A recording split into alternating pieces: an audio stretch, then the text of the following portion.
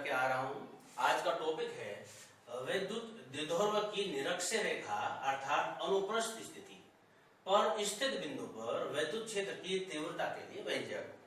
Students, इस व्यंजक को प्राप्त करने के लिए सबसे पहले हम विद्युत द्विध्रुव बनाएंगे और विद्युत द्विध्रुव की रचना करने के लिए हम दो बिंदु आवेश बनाते हैं। एक बिंदु आवेश को -q परिमाण का और उससे कुछ दूरी पर एक दूसरा बिंदु आवेश बनाते हैं। इस बिंदु आवेश को +q परिमाण का बनाया। इसके बाद इन दोनों बिंदु आवेशों को मिलाने वाली जो रेखा है उसे ड्रॉ करते हैं। रेखा हमने ड्रॉ की तो इस तरीके से एक विद्युत द्विध्रुव बनकर के तैयार हो गया। हमें इस विद्युत द्विध्रुव की निरक्ष रेखा को प्राप्त करना है। क्योंकि हमें निरक्षीय रेखा में विद्युत क्षेत्र की तीव्रता फाइंड करनी है, इसलिए हम निरक्ष रेखा को यहां प्राप्त करेंगे। निरक्ष रेखा जो द्विध्रुव की अक्ष होती है उसके लंबवत होती है। तो पहले हमने विद्युत द्विध्रुव का एक मध्य बिंदु O लिया। अब एक लंबवर्धक रेखा खींचेंगे अर्थात बिंदु O से होते हुए एक लंब रेखा ड्रॉ की जाएगी। ये लंब रेखा हमने ली, ये लंब रेखा ही निरक्ष रेखा कहलाएगी। इस पर हम एक बिंदु लेते हैं और उसे P नाम दे देते हैं। हमें इस बिंदु P पर ही विद्युत क्षेत्र की तीव्रता ज्ञात करनी है। एक +q आवेश के कारण इस पर विद्युत क्षेत्र की तीव्रता ज्ञात करेंगे, तो उसके लिए हमने P से +q आवेश को मिला दिया। -q के कारण प्राप्त करेंगे बिंदु P पर विद्युत क्षेत्र की तीव्रता, तो हमने -q से P को मिला दिया। साथ ही हमने विद्युत द्विध्रुव को नाम दिया A B। चूंकि विद्युत द्विध्रुव के -q +q आवेशों के बीच की डिस्टेंस 12 होती है, अतः मध्य बिंदु O इन्हें L में डिवाइड कर देता है। अब हम +q आवेश के कारण बिंदु P पर विद्युत क्षेत्र की दिशा ज्ञात करेंगे। उसके लिए हम P पर मानते हैं धन प्रेक्षण आवेश स्थित है। क्योंकि दोनों आवेश धन हो गए हैं, सजातीय आवेश हो गए हैं, तो उनके बीच में प्रतिकर्षण का बल लगेगा। तो प्रतिकर्षण का बल +q से आगे की ओर लगेगा और उस बल की दिशा ही विद्युत क्षेत्र की दिशा होगी। इसे हमने E1 से प्रदर्शित किया। इसके बाद हम -q के कारण बिंदु P पर विद्युत क्षेत्र की दिशा ज्ञात कर रहे हैं। तो प्लस और माइनस, इस बार दोनों जो आवेश हैं वो विजातीय हो गए हैं, तो इनमें आकर्षण का बल लगेगा।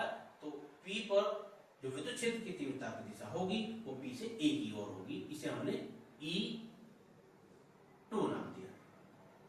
तो एक तो हमारे पास E1 हो गई है और एक हो गया है E2।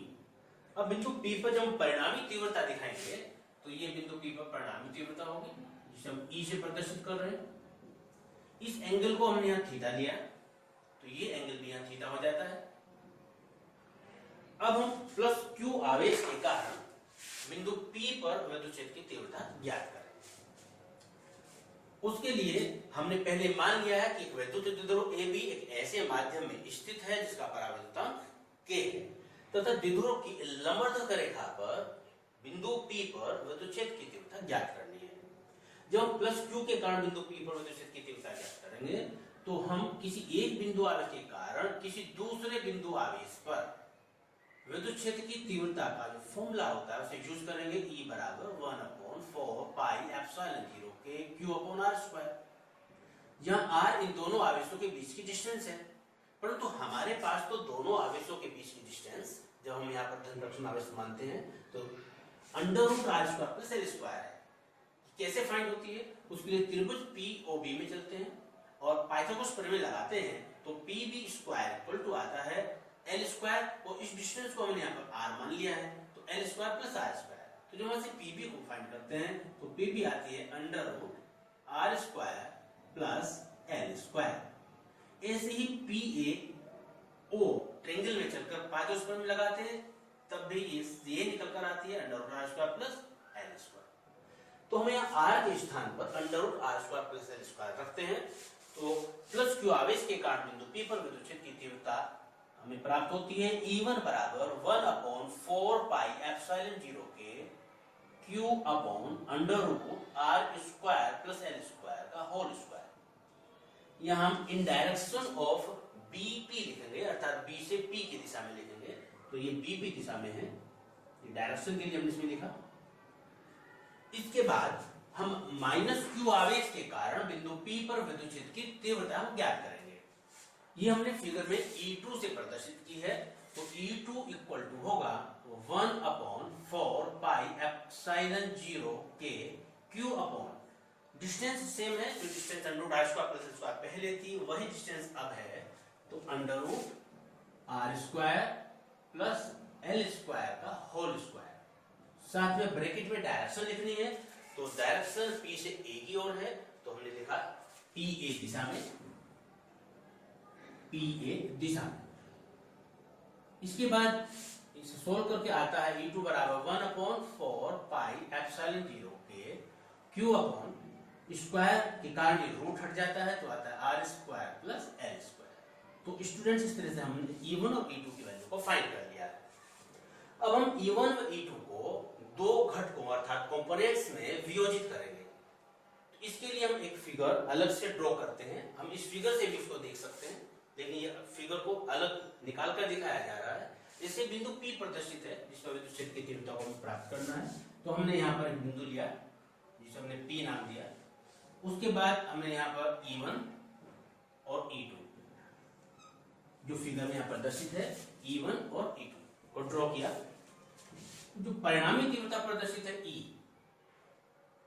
उसको भी हमने ड्रॉ किया। ये परिणामी तीव्रता जो E प्रदर्शित है, ये जो एंगल है जो हमने फिगर में दिखाया है, थीटा एंगल है यहाँ पर, ये थीटा एंगल हमने लिखा।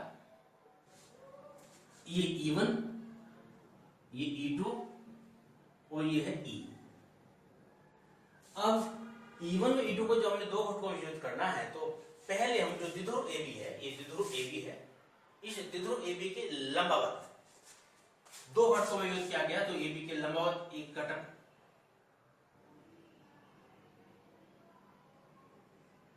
ये E1 का घटक कहलाएगा, ये E2 का कहलाएगा।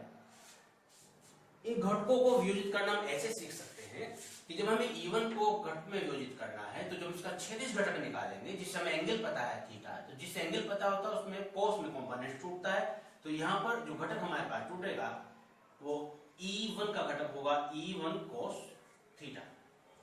इसके बाद E1 का जो वर्टिकल कंपोनेंट्स होगा, ऊर्ध्वाधर घटक होगा, वह होगा E1 sin थीटा। इसी तरीके से जब हम E2 का क्षैतिज घटक तोड़ेंगे, तो ये एंगल भी थीटा होगा, और ये थीटा होने के कारण जो जिसका क्षैतिज घटक आएगा वह आएगा E2 cos थीटा। तो एक तो E1 cos थीटा आ गया, और दूसरा बन गया इसका E2 cos theta, E2 cos theta.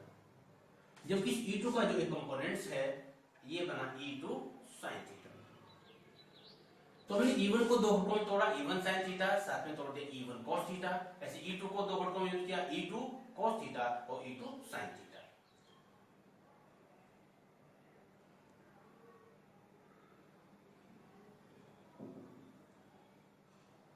ये E2 को प्रदर्शित कर रहा है, E1 को प्रदर्शित कर रहा है, और ये E को प्रदर्शित कर रहा है। तो स्टूडेंट हम यहाँ ये देखते हैं कि जो E1 sin थीटा और E2 sin थीटा है, ये परस्पर बराबर व विपरीत है। बराबर इस कारण है कि दोनों में E1 और E2 की वैल्यू जो हमने ऊपर फाइंड की है वो सेम है, तो E1 sin थीटा और sin थीटा बराबर हो जाते हैं, और विपरीत है तो एक दूसरे को निरस्त कर देते हैं। जबकि जो E1 cos थीटा है उसकी डायरेक्शन वही है जो E2 cos थीटा की है, तो ये दोनों आपस में जुड़ जाते हैं और जुड़ करके परिणामी तीव्रता E प्रदान करते हैं। तो फर्स्ट पार्ट में दो घटकों में जो E1 sin theta E2 sin theta में हमने वियोजित किया था, वो विपरीत बराबर होने के कारण निरस्त हो गए हैं, जबकि जो समांतर घटक E1 cos थीटा व E2 cos थीटा थे, वो एक ही डायरेक्शन में होने के कारण जुड़ जाते हैं, और बिंदु P पर वो परिणामी तीव्रता E प्रदान करते हैं। बिंदु P पर परिणामी तीव्रता E इक्वल टू हमें प्राप्त हुई है E1 cos theta plus E2 cos theta.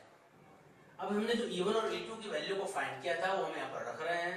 E1 की वैल्यू थी 1/4 पाई एप्सिलॉन 0 के Q upon R square plus L square, into में cos थीटा चल रहा है, प्लस E2 की वैल्यू भी हमने ये फाइंड की थी 1/4 पाई एप्सिलॉन 0 के Q upon R square plus L square into में वैल्यू चल रही है cos थीटा।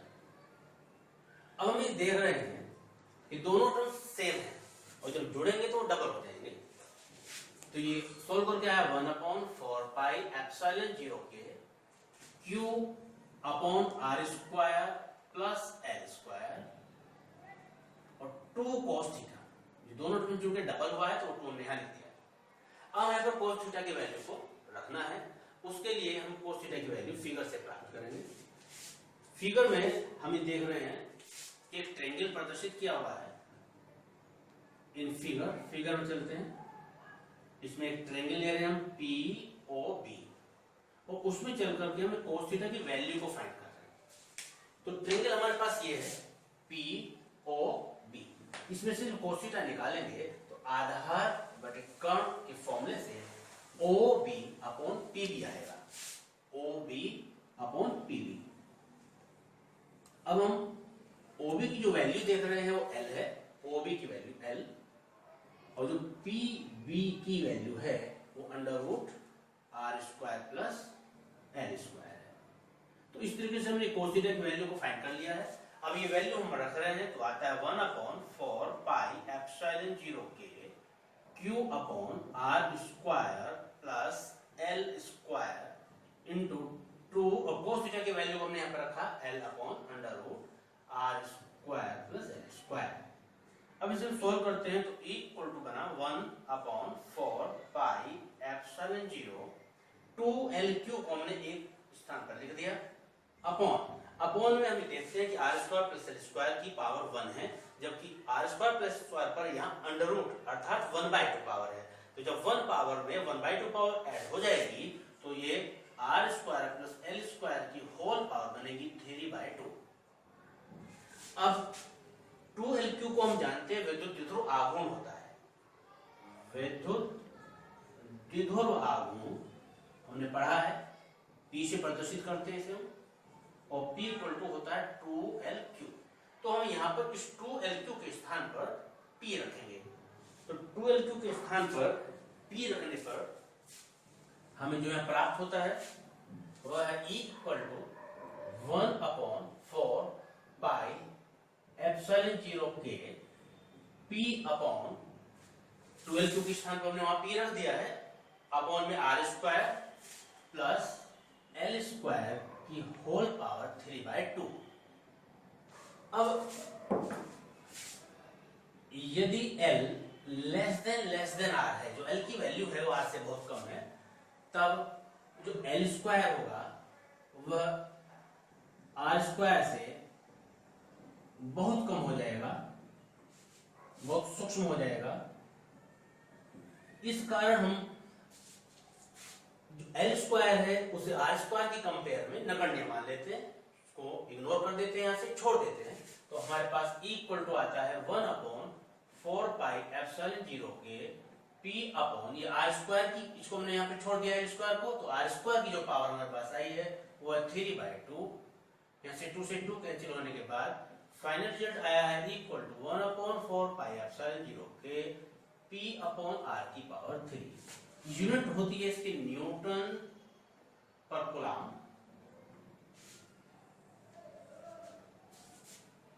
अब यदि विद्युत द्विध्रुव वायु या निर्वात में है तो वायु या निर्वात के लिए जो K की वैल्यू होती है, वायु या निर्वात के लिए हमने K इक्वल टू बताया हुआ है, K इक्वल टू 1 होता है। तो हम K की जगह 1 वैल्यू को पुट करेंगे तो E बराबर हमें प्राप्त होगा 1/4 पाई एप्सिलॉन 0। ये यहाँ नहीं लिखेंगे क्योंकि K स्थान पर 1 रख दिया है, तो P अपॉन R की पावर 3। ये दूसरी फॉर्म में आ गया है न्यूटन पर कूलम। इसके बाद न्यूमेरिकल्स में जब इसे यूज करते हैं तो 1/4 पाई एप्सिलॉन 0 की न्यूमेरिकल वैल्यू इसमें हम रखते हैं जो कि होती है 9 × 10⁹ तो P अपॉन R की पावर 3 और न्यूटन प्रति कूलम इसकी यूनिट है। तो ये फाइनल व्यंजक हमें प्राप्त हो गया है। जो फाइनल परिणामी विद्युत क्षेत्र की तीव्रता हमें मिली है, इसकी जो डायरेक्शन होगी वह फिगर में प्रदर्शित की गई है। फिगर में जैसे हमने अभी E1 प्रदर्शित किया था, E2 प्रदर्शित किया था और फिर E प्रदर्शित किया था। तो जो E था ये हमारे पास जो द्विध्रुव हमारे पास था उस द्विध्रुव के जो प्लस आवेश है उससे माइनस की ओर था, तो इस E की डायरेक्शन भी प्लस Q से माइनस Q की ओर होगी।